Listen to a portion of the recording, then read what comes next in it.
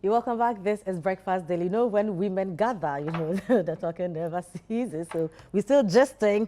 But yeah, it's time to look at some pressing issues, now. I have here with me Margaret Ansej, Margot, member of NDC National Communications Team, and Loratu Musa Saka, member of the National Communications Team, NPP. Ladies, good morning. Good morning. You're welcome. Thank you.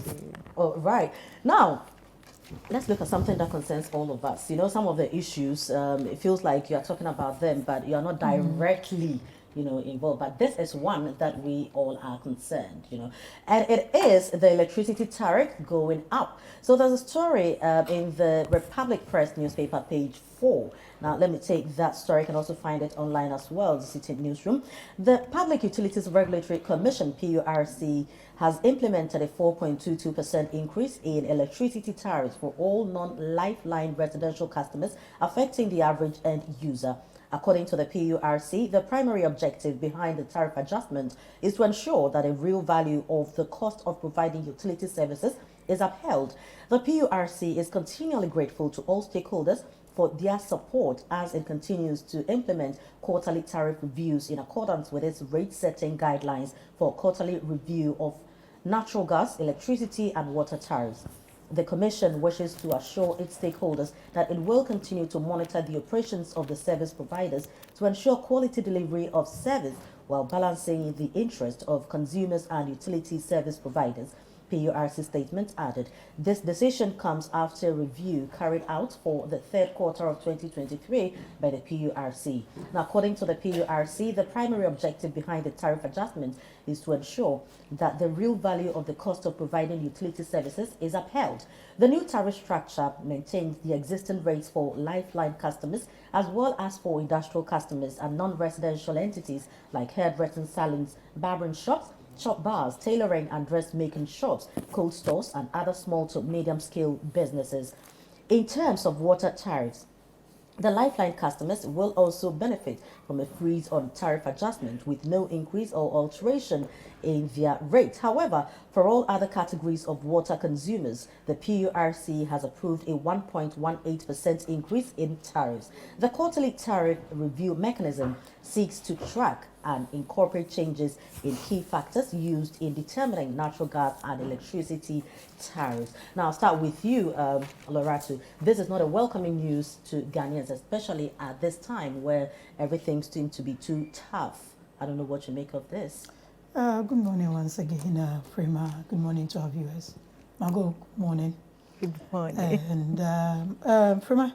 Yes, ma'am. I mean, definitely nobody anticipates or likes to pay extra for goods and services.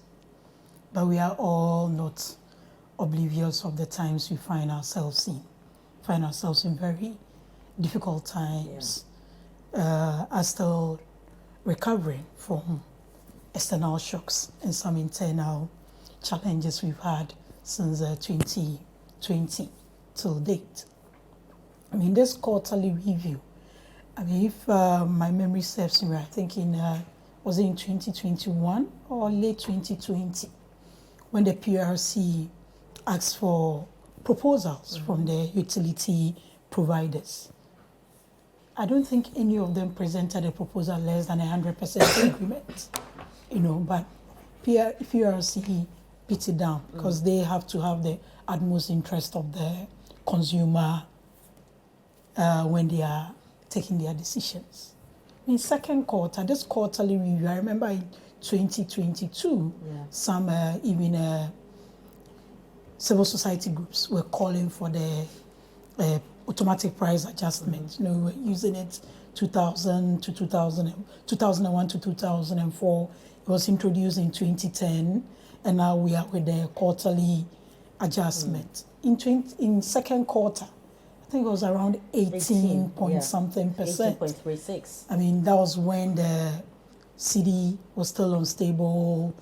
You were not too sure because they use various factors. They use fuel prices, they use the generation mix, exchange rate, and inflation. And when you look at what is the indices now, they all seem to be stabilized in one way or the other. So if we are getting 4.22. I mean, increment is not something that anybody looks for, but if we're getting 4.22 as against 18.8%, that shows we are making some progress. But does and it even match for the this, service we are getting? even from 4.22, it doesn't affect the industries, it doesn't affect the non-residential. And these non-residential consumers are more like the small, micro and medium, like the barber shops, the hairdressers, those who sell drinks and other things. So they all need to take note of it. I think some education has to be done further into it to educate these people on it, because they are the most affected when it comes to these things. They don't make much profit, they don't make much sales. So if they are not being affected, it's a good thing. That comes to also saving the residential consumer. Lifeline customers are also not affected. Yes, it's also 0%. But that comes to the residential consumer. But apart from you paying the 4.2, it also, there's some sort of relief, so you don't pay double. Because if industries were affected, you'll be paying yours and also paying the add-on they will have for increases in supply. So it's not something anybody is happy about. But for us to keep getting the services and getting the services are the we way getting they the services those are the way things we are that supposed to get? at least, Prima, we're not say power outages are a thing of the past, but they are not as rampant as they used to be. You could be off for 24 to 36 hours a couple of years back. But now, and the ECG, after they went all out to get their money, because we're owing in billions, and they've done some recoveries. And from what I gather, the PRC is also not resting on their hands. They are really getting. So if you go asking for an increment, it depends on the service you are providing. You need to justify that people are getting. But that also doesn't stop the consumer of these services to also report to PRC when these things are going on. And even with the service providers, now they all have call centers. When your power is sometimes it's like a localized problems. If you don't alert them, they will know. But when these things start being, we all need to be involved and insist on value for money. The PRC will do its regulatory bit. We also need to alert them for things that they don't pay. Right, Margot, let me pick your thoughts on this. You know, previously we all had issues with illegal connection, businesses not paying, government institutions owing so much. But in the past few months, we've seen a very rigorous, attempt to claim all these monies for the electricity company. And I must say that the CEO is doing well as my good friend Leila as well. So is this justified? Good morning, Frema, to your team, your cherished viewers, and my sister Lara too. The current CEO of that is ECG. I think the young man is doing a lot of work. Yeah. And I'll urge citizens to also play their role to support the nation building. But Frema, even if the increment in the tariff is just 1%, I don't think this is what we bargained for. First of all, due to the IMF conditions, in every quarter, fuel must go up, water must go up, electricity must go up. Cumulatively, before, we used to get this kind of increment based on exchange rate, but now inflation is part, and cost of gas, which is fuel. Cumulatively, we are paying, the increment is around 52%. Irrespective of the bracket that is not affected, the middle class, we take care of mostly our dependents. When the middle class has purchasing power, that is where we go into projects where the unskilled labor will also get something to do. Frema, all this increment that is coming directly affecting our pockets, what is your salary? Has your salary gone up? What is the living condition of the citizen? Frema, I have reiterated on various broadcast media platforms that governance should be centered on the people. In every decision you make, let the people be your number one priority, your major concern. How are the people faring? Remember, we are experiencing very excruciating hardship as a Ghanaian, irrespective of your class now.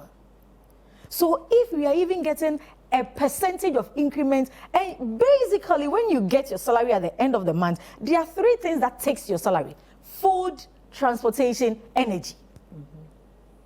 And food, transportation, energy, now inflation is about 42% now. You take your salary and almost about over 40% of your salary goes into food. How much is left? And energy is being taxed, like increased water, your transportation. I heard on one of your news portals that the transport agencies or whatever, they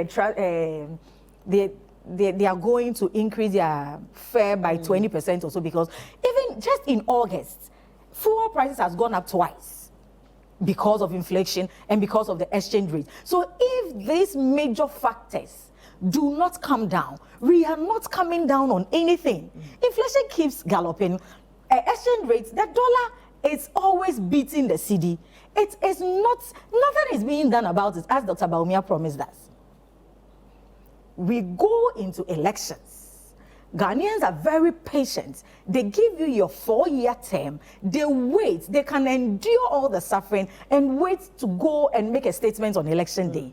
So if you give them promises and they believe your promises give you the way to come and rule, then you come and do otherwise. It's a betrayal on your social contract with the people. What we are expecting is that under this government, if I have to recall their promises they gave to Ghanaians, I do not fault any Ghanaian for voting the MPP in 2016 because the promises were too juicy.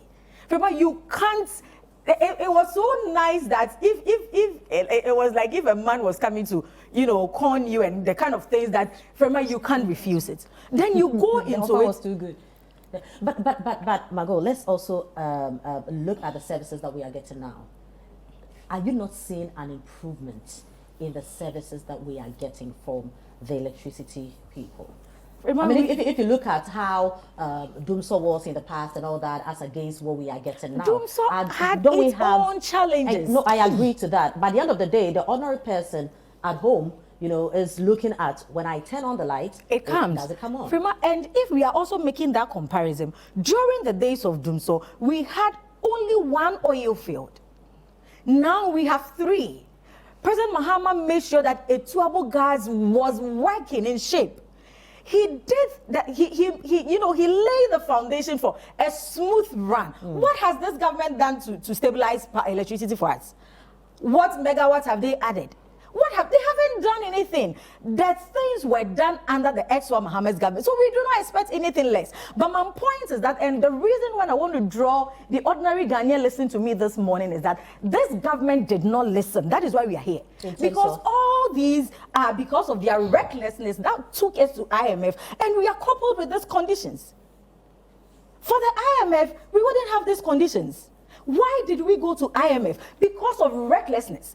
The World Bank that they listened to, World Bank warned this country even before COVID, 2020 February, that if we do not stop our excess borrowing, we will become a debt-distressed country. In 2022 June, we were declared a debt-distressed country.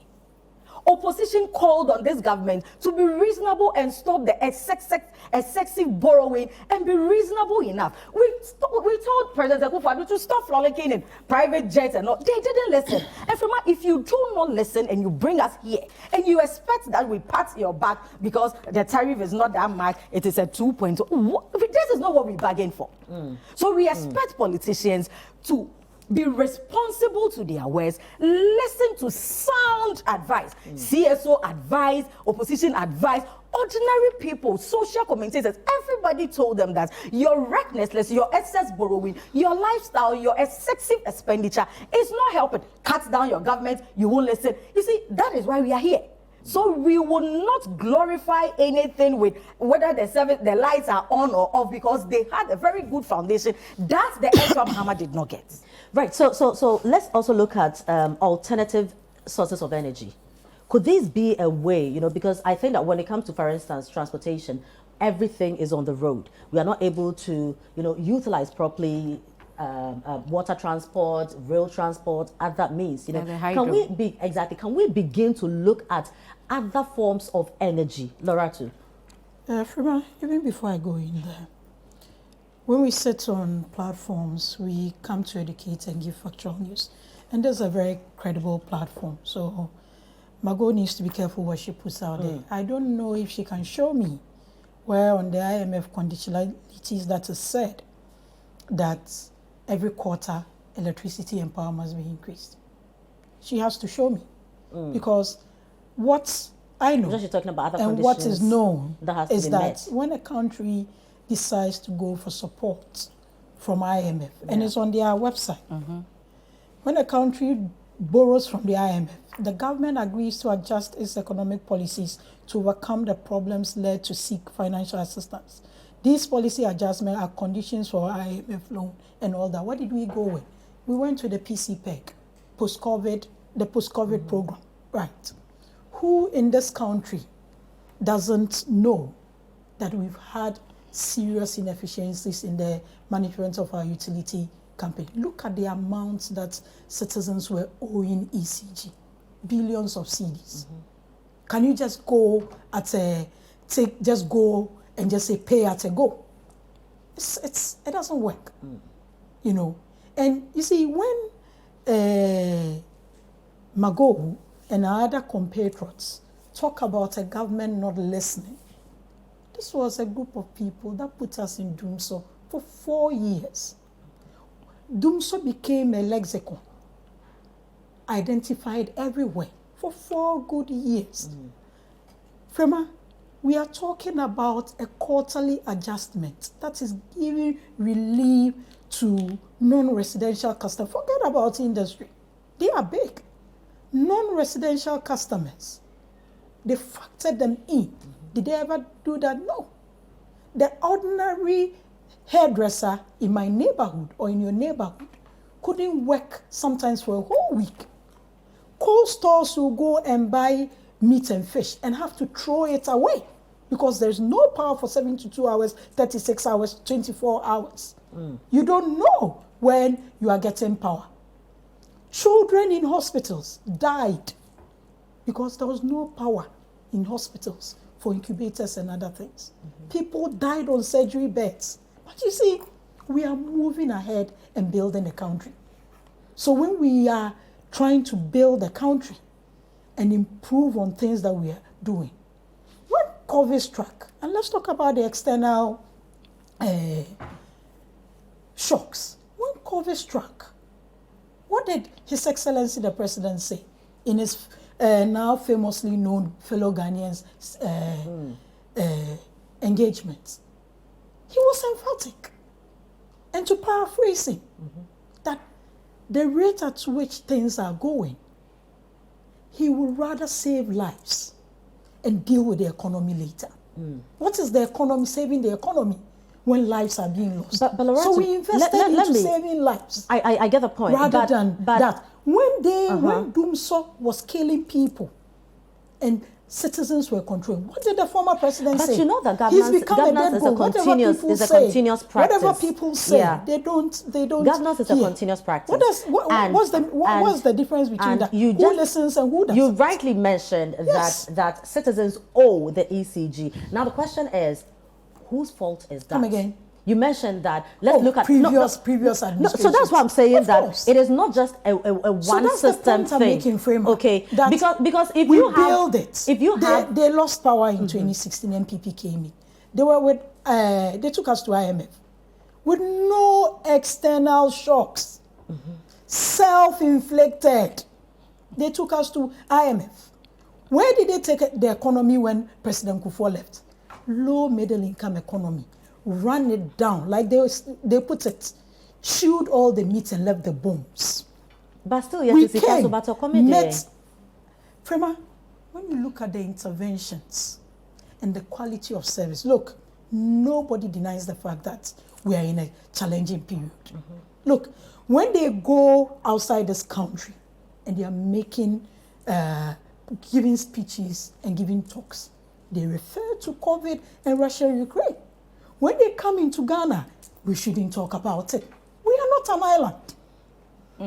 We are not an island. We are a country within a continent and within the world as it is. So When someone sneezes, you catch a cold because of the regional bodies and global bodies. So you are impressed with the service we are getting from Look, it can be the better. utility services. It can be better. But it can be better if we all come together and do it. I use the power. I use the water. If it's not good and I don't give feedback, I'll keep using it that way. Definitely, people are paid to regulate. People are paid to give us wholesome water and good power. If they are not doing it, we also have the responsibility to give it, just as we go to shops and other private entities and give feedback and suggestions. Back to my question. We owe it to ourselves as a people Are we to not, also do are the we same. not over-relying on hydro? Should we begin to look at other means? That goes without saying. That goes without saying. Looking at other sources of power. That goes without saying. There's been some work done in the gas area. There's some private entities going into solar, going into wind and all that. If private sector, I mean, there's a whole comprehensive PPP policy that was put together at the Ministry of Finance. I mean, for some of these things, because of the capital intensive nature of it, PPP approach helps. And there's that goes without saying. Looking at alternative sources of generating power, that goes without saying. That is something that we all need to encourage to be done. Right.